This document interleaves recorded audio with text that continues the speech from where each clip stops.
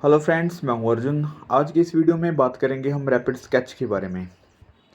ये रेफरेंस मैंने Pinterest app से ली है और यूज़ कर रहा हूँ सॉफ्ट चारकोल पेंसिल। और ये जो पेपर है आप ये देख रहे हैं, ये प्रिंटिंग पेपर है जिसके ऊपर हम फोटो स्टेट करते हैं। तो सबसे पहले फेस को ड्रॉ कर रहे हैं सिर्फ एंगल देख के। और ये छोटा सा स्केच है, इसको आप देखेंगे किस तरीके से हम ड्रॉ करते हैं। तो आपने कोई भी मेथड यहाँ पे देखो मैंने यूज़ नहीं किया है, जैसे आप लूमीज मेथड या फिर बॉक्स मेकिंग या फिर कुछ और मेथड यूज़ करते हैं, लेकिन वो माइंड में ज्योमेट्रिकल शेप्स जो हैं वो फिक्स रहती हैं। आप कोई भी चीज़ रखेंगे तो वो चीज़ें अपने माइंड में चलती रहती हैं कि किसी चीज़ को सिंपल तरीके से कैसे ड्रॉ करना है। तो यहाँ पे हम सिर्फ रैपिड स्केच कर रहे हैं, मतलब एक स्केचिंग करने का एक स्टाइल होता है जो डिटेल्स वाली चीज़ें हम कम करते हैं, लेकिन मैं आपको सिमिलर चीज़ें बताऊंगा जहाँ पे हम शेडिंग भी कर सकते हैं और हल्की सी एडवांस की चीज़ें मैं आपके साथ क्लियर करूँगा। जैसे फेस की शेप थोड़ी सी अगर हम रफ़ भी लेते हैं तो कोई प्रॉब्लम नहीं है, लेकिन यहाँ पे जितनी आप कर सकते हैं डिटेलिंग उतनी कर सकते हैं। जैसे मैंने हल्की सी यहाँ पे शेड दे दी। और ज़्यादा चीज़ें क्या होती हैं कि आपका जो एंगल्स हैं, और जैसे फिगर ड्राइंग बना रहे हैं तो चीज़ें छोटी या बड़ी ना हो, जैसे हाथ बहुत बड़े या छोटे बन गए या फिर टॉर्सो बहुत छोटा या बड़ा बन गया, ये चीज़ें मैनेज करना आना चाहिए। बाकी की डिटेलिंग है आप बहुत अच्छे से कर सकते हैं। जैसे यहाँ पे बियर्ड है उसकी, तो यहाँ पे बड़ी भी हो सकती है, छोटी भी बना सकते हैं।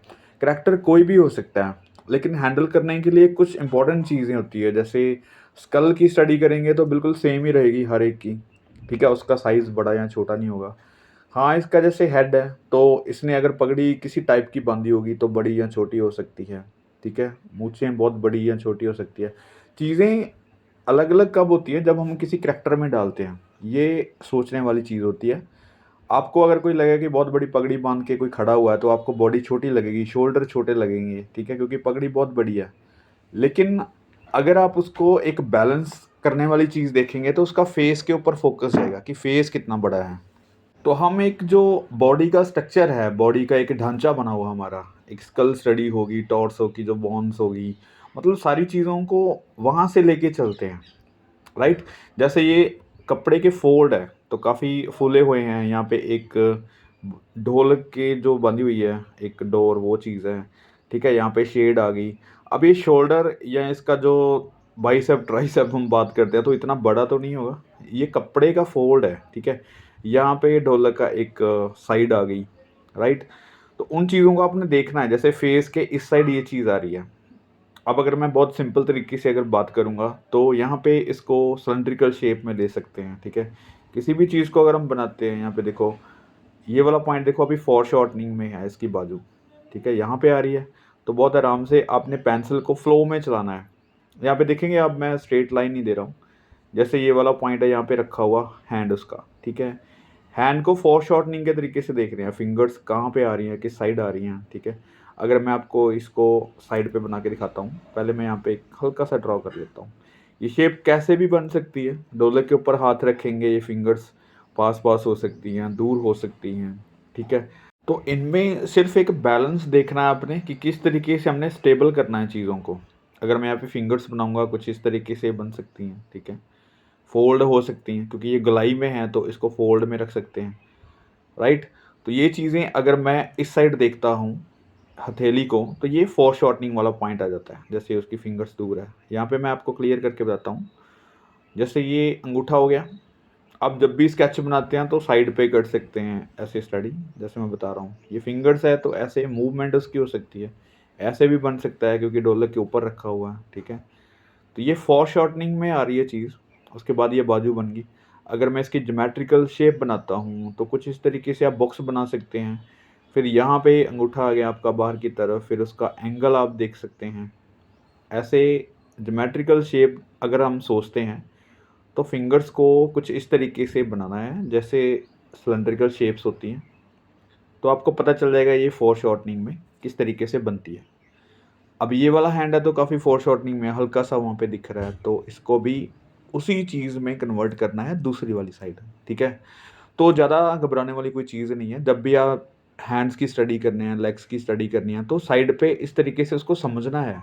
अब ढोलक यहाँ पे बनाना है तो ये सीधी सीधी सिलेंड्रिकल शेप है, ठीक है। आप ऐसे पहले सिलेंड्रिकल शेप लेनी है, फिर उसकी शेप बाहरी जो डिज़ाइन है उसका, उसको आप वहाँ पे ऐड कर देना है, ठीक है। बहुत ही सिंपल है, क्योंकि हम एक चीज़ देखते हैं ना कि इनमें बैलेंस करना ज़रूरी रहता है। हर एक चीज़ में बैलेंस होता है, स्टेबल लगनी चाहिए चीज़ें।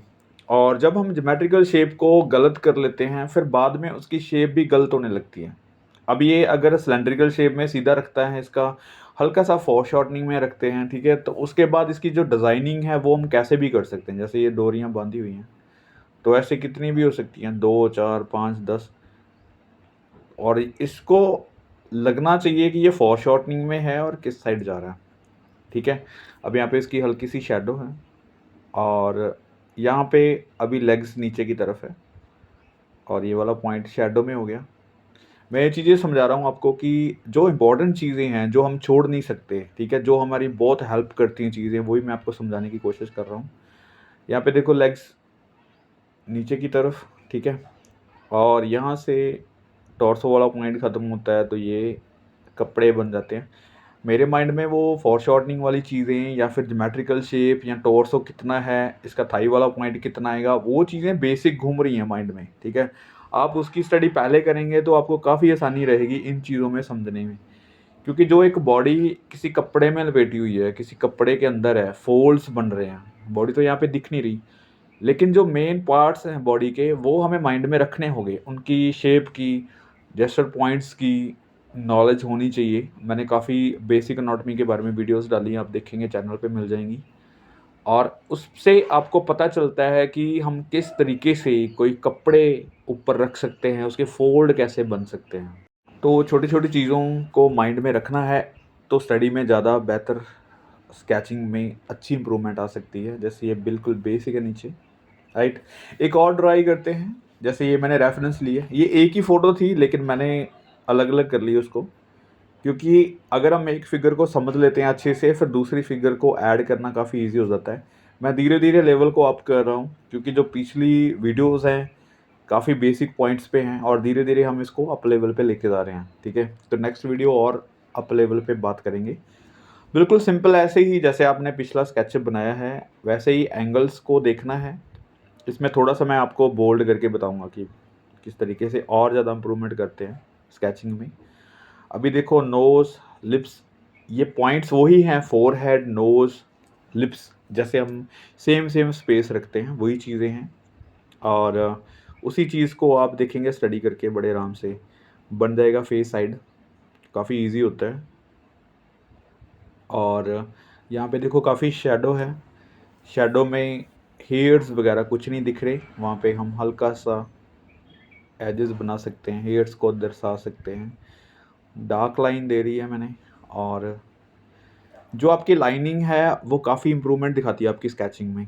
जितनी आप लाइन प्रैक्टिस करेंगे तो आपको आसानी रहती है स्केच को जल्दी करने में, नहीं तो बहुत ही कमज़ोर लाइन लगाएंगे, टिक टिक टिक करके आप यूज़ करेंगे तो स्केच भी बड़ी देर बाद बनेगा और खूबसूरत भी नहीं बनेगा। इसलिए लाइन का, स्ट्रोक्स का होना बहुत ज़रूरी है। पिछले स्केच में हमने कोई बेसिक लाइंस नहीं लगाई थी, इसमें देखो बेसिक लाइंस लगा सकते हैं, जैसे कहाँ पे कौन सी चीज़ आ रही है। जैसे यहाँ पे बाजू है, तो ज़्यादा सोचने की ज़रूरत नहीं है, सिंपल एक आइडिया लेना है। क्योंकि हम एक हल्ती जल्ती अगर फिगर्स बनाएंगे तो वहाँ पे आपको कोशिश करनी है कि कहाँ पे स्टेबल करती है, कहाँ पे बैलेंस करती है चीज़।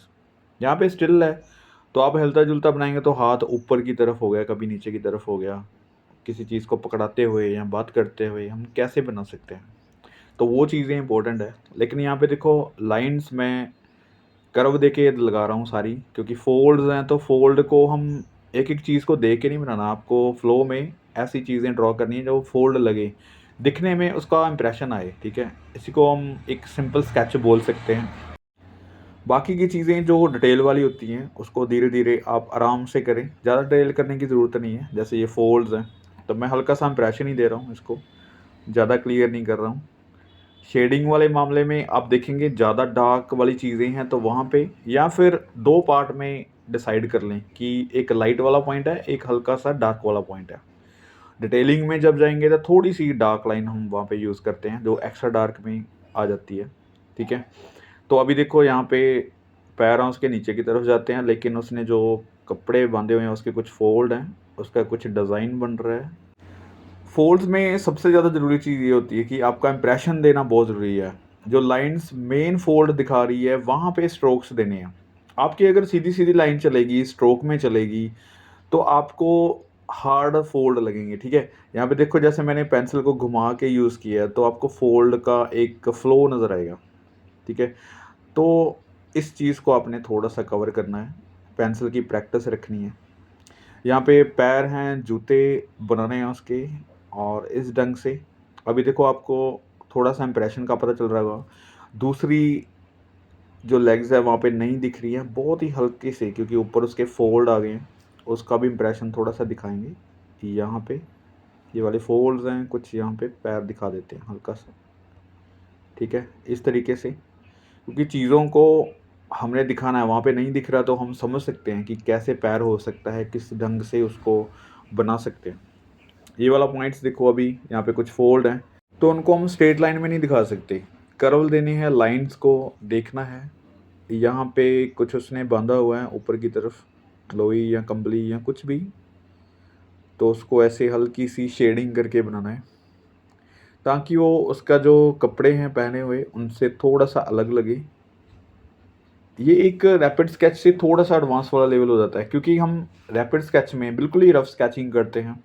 आपको स्ट्रेट लाइन देनी है, बहुत ही रफ लाइन देनी है, तो मुझे लगता है कि वहाँ पे हम कुछ चीज़ें छोड़ते हैं, लेकिन ज़्यादा छोड़ देते हैं चीज़ें। अगर हमें स्केचिंग में इम्प्रूवमेंट लेके आनी है तो चीज़ों को इकट्ठा करना है। हम रैपिड स्केच को, बहुत रफ स्केच को धीरे धीरे धीरे धीरे उसको डिटेल में लेके आना है। तो जैसे हम हल्की हल्की यहाँ पे डिटेलिंग कर रहे हैं तो उसको भी ऐड करना है, फोल्ड जो आपको मेन लग रहे हैं उसको भी ऐड करना है, ठीक है। तो जो चीज़ें आपको परमानेंट दिखाई दे रही हैं, अच्छे से दिखाई दे रही हैं, उनको हम इग्नोर नहीं कर सकते। वहाँ पे आपको ब्रीकियाँ, डिटेल्स जो हैं, जैसे इसका बैकग्राउंड हो गया, इसके आसपास क्या चीज़ें रखी हुई हैं, उनको इग्नोर कर सकते हैं। उनके हल्का सा करैक्टर को इग्नोर कर सकते हैं कि फेस का करैक्टर क्या है, ठीक है। तो बाकी की चीज़ें हम जितनी अच्छे से ड्रॉ करेंगे तो आपका जो कॉन्फिडेंस है वो बढ़ेगा, स्केचिंग में इम्प्रूवमेंट आएगी। अगर आप रैपिड स्केचिंग को और ज़्यादा रफ में लेके जाएंगे तो आपकी स्केचिंग में और ज़्यादा, मुझे लगता है, ख़राबी आएगी क्योंकि चीज़ों को छोड़ने की आदत भी हो जाती है। हम चीज़ों को देखना ही नहीं चाहते, फिर अगर हम देखेंगे नहीं तो फिर डिटेलिंग नहीं कर पाएंगे। चीज़ों को देखना है, लेकिन इग्नोर ये करना है कि हमें स्केच में काम कितना करना है, उतना ही काम रखना है। डिटेलिंग वाली स्केचिंग में डिटेल करनी है। अगर हम बिल्कुल ही रफ स्केच करते हैं तो रफ स्केचिंग के ऊपर आ जाइए, और अगर हम इस तरीके से काम करेंगे तो इम्प्रूवमेंट जल्दी आएगी। चीज़ों को इकट्ठा करना है, राइट। तो ये देखो, अभी बिल्कुल सिंपल सा स्केच है, कोशिश करें इस तरीके से। मिलते हैं नेक्स्ट वीडियो में। Thank you so much.